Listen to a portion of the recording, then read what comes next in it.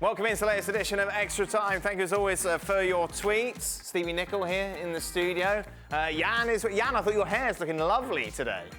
Yes, I had a haircut today. Thank you for noticing, Dan. No, you say. There you go. Little trim. Gab's here as well. For Gab, the verdict is out on PSG. The culture is poor, there's no accountability, and the managers are puppets. Is this the direction Manchester United are heading in? Compare and contrast the two. Also, where's Jules? Oh, wow. I'll have an update on Jules's whereabouts very soon. By the way, I did also get my hair cut. Thank you all for noticing. Oh, no, I feel bad. Sorry, Gab. Wind must have been blowing the day in London. Thank you. I actually it's a very different situation. How much was your haircut, Gab? Seriously. My haircut is £15 and I tip him £5. How cheap is that? You know what it cost in Norway? $130. Holy, really, Jan? Hold on, how many krona? 1,300 krona. $130? 1,300 krona. Yeah, but Norway, wages are a bit highly inflation and all that kind of stuff. But it's expensive to live in Norway. That's why I don't cut my hair very often, you know. Wow, did you tip as well? No, we don't do that, we just go straight in, we get a good smile, and then off we go. Cheerio, have a lovely day. Wow, $130 for that. It's not nice hair. Baby. Hey, he didn't have a 2 on the top. No. 2 on the side, 3 up top. Sorry, Gab, I got distracted. PSG, Manchester United, are there similarities? No, I actually think there's a lot of differences. I mean, the similarities, obviously, they're both unhappy with the season, but I think they're very different in the way these two clubs are run. And you can call people puppets or whatever. I actually think at United, if anything, maybe managers could have had more direction and more visibility from the people at the top. At Paris Saint-Germain, Leonardo talks every day. He's around all the time. He's yucking it up. Nasser Al-Khelaifi, also very, very present, very involved with UEFA and whatever, with his various roles, and the ECA. At United, you have Joel Glazer halfway around the world. You had Ed Woodward, who ended up being a lightning rod, but really wasn't very public in terms of speaking out. You've got John Murta and Darren Fletcher, who I guess one is technical director. The other one isn't director of football. I looked up his title. It's actually football director. But you never hear from them. You have no idea what they're doing. You see Darren Fletcher sitting on the bench sometimes. Sometimes you don't. So I think it's very different. I mean, there's certainly a ton more direction coming from the top. And look, we've also seen it, whatever else you want to say about the club, they don't interfere with the managers. When it was time to drop Pogba, Pogba was dropped. When it was time to drop Lukaku, Lukaku was dropped. It doesn't mean the managers get everything they want at United, because often they don't. But I think there's very little interference at United in terms of match day decisions and training decisions. Jan and Stevie, in their prime, who starts as your number 9 for Liverpool? Suarez, El Pistolero, or Torres, El Niño? At their best, Torres. Without a doubt. No, Suarez was fantastic, but... You didn't even seem to take a breath. Torres. Torres was untouchable for a couple of seasons. I mean, just different. Different gravy, as they say. Jan? Suarez, fantastic player and brilliant to have in a team, but Torres, for me, at his best. That's his best, one of the best striker in that kind of role that I've ever seen. I mean, he was fantastic, Torres. He lost it a bit, but still a good player. But when he was in Liverpool, that was, like Stevie said, those couple of seasons, he was fantastic. You seen the pictures of him recently? No. Ooh. Oh, yeah. Hey. Yeah, I saw that. Oh, my goodness. And then some. Really big. Why? I don't know. Something to do. Why?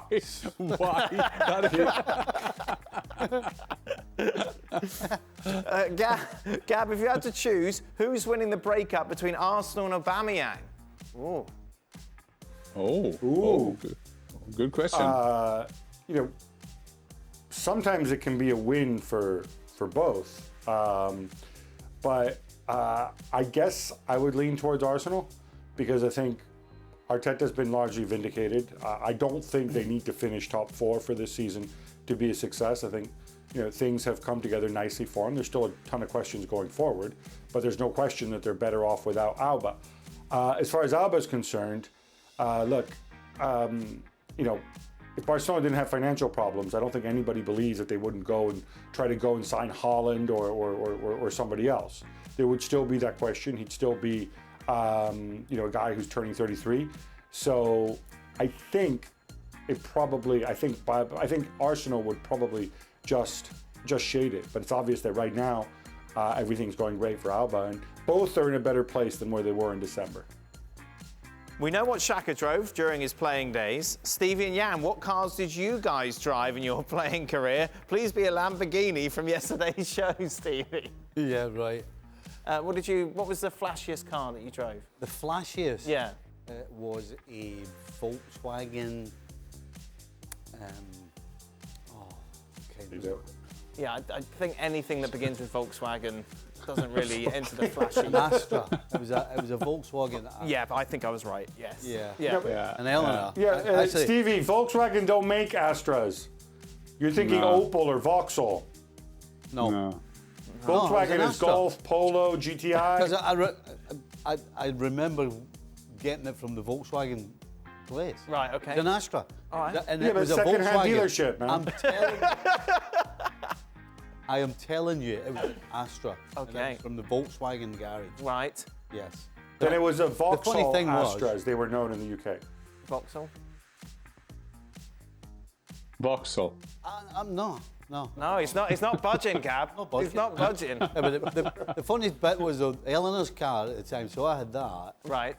She had like a wee Honda thing. Okay. Right? And so she was going up to Scotland with the kids. I think it was like 85. We were European champions at the time.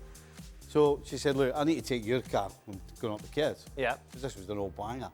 And she was having problems with the fan belt. So I'm driving in, right? Right, why are you driving a motorbike? Oh, no, I don't.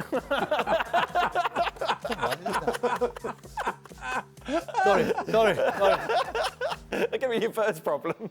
So I'm driving her car, and she's having problems with the van belt. And this thing it's 30-minute drive from my house. Right. And it is screeching the whole way, right? And I pull into the car park at the front, through the Shankly gates, and there's two fans waiting, right? One of them's a wee Scouse girl who was there all the time. Right. And this American girl, right, was obviously a friend. So I come screeching in the gate. She waves me down, right? So I'm giving it one of them with a windy. Right? I get it halfway down and it just falls down itself. You know? Brilliant. And so this girl, Margaret, goes, hey, Steve, I've got my friend here from America. Would you sign your autograph? And Right. I see the girl looking at me, right? And I'm signing this. Yeah. And then from nowhere she goes, hey, don't they pay you guys enough for a Porsche? I was like, aye. Up with the window. Did you ever have the desire to have anything No, that worked? no, No. no, too tight. Yes. Yeah. Jan, what about you? What were you driving around Middlesbrough in? Well, that is a good question. I didn't have a great car. Well, I always said that football shoes and cars should be German. That was the principle I always had. So there you have some alternatives. I had a BMW, but I had some other cars as well. But when I moved to Frankfurt, there was a rule that you could take a car back home tax-free if you bought it 1 year before you left home and you kept it 1 year in Norway. So then I took a bit bigger, more flashy car than I thought. My wife always want me to take a bigger car, but I have never done it. But then I took one of these Mercedes CLK, like a cabrio. Yeah. Fantastic to have in Norway because we're sunny all the time. It's like California here. So I could use that all 365 days a year, of course. So, but I took that CLK home and I felt a bit cool when I had that car. But like Stevie, I didn't have the desire to have a big car. Think of the hair flowing in the convertible. Beautiful. Oh, how annoying. Oh, yes. How annoying. What? Wind blowing in your face. Oh, just the freedom. Have the roof off. Gab, I'm going. You got electric car. I do now. I have a hybrid car. I have a plug-in Outlander. But before that, I have to say I always had convertibles, Saabs. Wow. Before that, it was the old Ford Escort convertible. Yeah. Why, Gab? Since college, Stevie, how would you sell Stevie on a convertible? He doesn't get the allure. Well, I just kind of assume. Well, first of all, Stevie, I don't know if you know this, but in a convertible, when it's raining, as long as you're driving, you don't actually get wet. And as far as the wind is concerned, just cut your hair short and you have no problem. What's a lot of nonsense? You're driving along in the rain and it's coming straight down, but you don't get wet. No, that's it. Right. No, you don't get wet. It's physics. Think about it. There you go. Your front windshield is angled. You're driving forward, and that's why the rain doesn't come in. Yeah. What was it? We played golf together. We played golf together, and I was walking towards the sprinklers, and you go, "Oh, don't worry, Dan. They're motion-sensitive ones, so when you get close, they'll turn off." Fortunately, I know you well enough.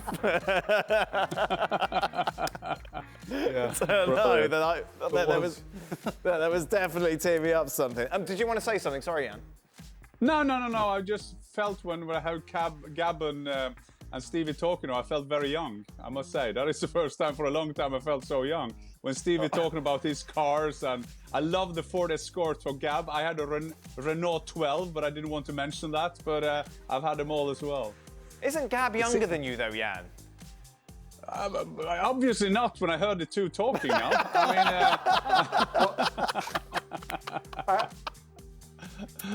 I'm going to go out on a limb and suggest that Jan's disposable income in his 20s was probably somewhat higher than mine was in my 20s.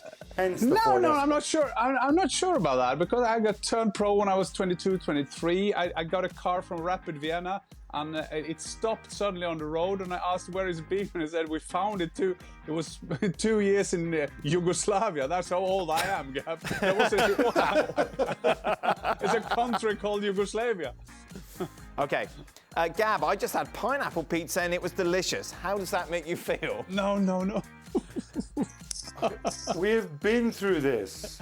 Some people enjoy pineapple pizza. I don't. Hey, Gab. When it comes to pizza, it's all cultural appropriation anyway, right? Okay. Unless you're from Naples, it's cultural appropriation. That's it. I've got to ask, Gab. I went out the weekend, right? And I decided to try. It was like, it wasn't called a Cod Wellington, but it was kind of like that. It was, it was cod, but with a pastry around it. Have you ever had that? I have not. I have had beef Wellington. I don't see the purpose of beef Wellington, to be honest. Cod Wellington, What were you doing? why not just go the whole hog and just bread your cod? Where were you? Well, because just up the road to the house. Why did you leave the house? What happened? Well, we all make mistakes, don't we? No, I thought because I could have had my usual done filet mignon, right? Yes. And I thought, you know what? I'm going to try it. A Cod Wellington. It wasn't called a Cod Wellington, but Right. but to describe it, it was a pastry with a cod inside. Okay. And it had other things in it, and it actually just, on paper, it sounded not bad. How was it? Oh, it was awful. That's what you get for trying new things. Yeah. So by the way, guess what I'm having the next time I go out? I can't believe you didn't just go for your normal. Well, I don't know. What did Eleanor have? She had the braised beef. Oh, okay. Which was very nice. And she enjoyed that? Yes. Oh, good. Jan, you pulled a face when we talked about pineapple pizza. Yeah, even me as a Norwegian, I don't like pineapple pizza. I mean, the Italian way, they hate it. And I'm one of those men, modern men, they should be so good at the kitchen. I'm terrible at the kitchen. I am actually Google an omelette. So I'm very bad with pineapple on pizza. Even I couldn't do that. What's your last meal, Jan? What would you go for? My last meal, before I die, you mean? Or the last meal I made? Yeah. That would be some Italian. I love Italian, tagliatelle salmone or something like that. Oh, there you are. Beautiful. Gab will go for filet mignon, well done. Yeah. That'd be it. Final question, Stevie, are you upset that you've yet to be on the Gab and Jules podcast? Absolutely not. Oh, what? Oh. I'm surprised they've still got Jules' name on it. To be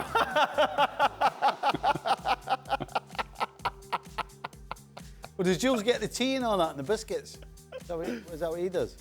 He's allowed to do the adverts. Oh, right. That's it. Fair enough. He says hello and goodbye. Sounding board. Yeah, exactly.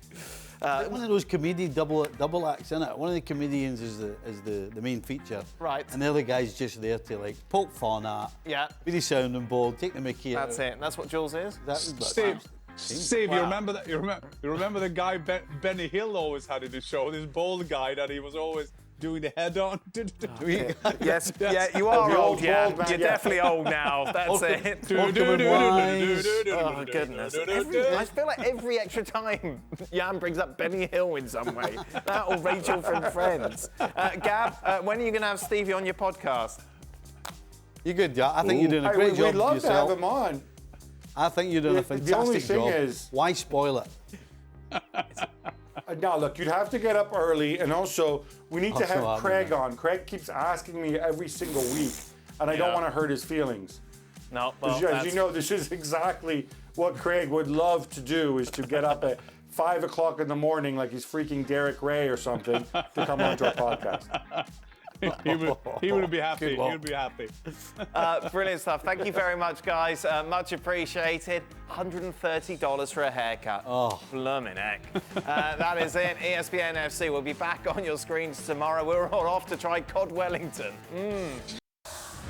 Well, thank you very much for watching ESPN FC on YouTube. For more sports highlights and analysis, be sure to download the ESPN app. And for live streaming, premium content, and of course, ESPN FC 7 days a week, subscribe to ESPN+.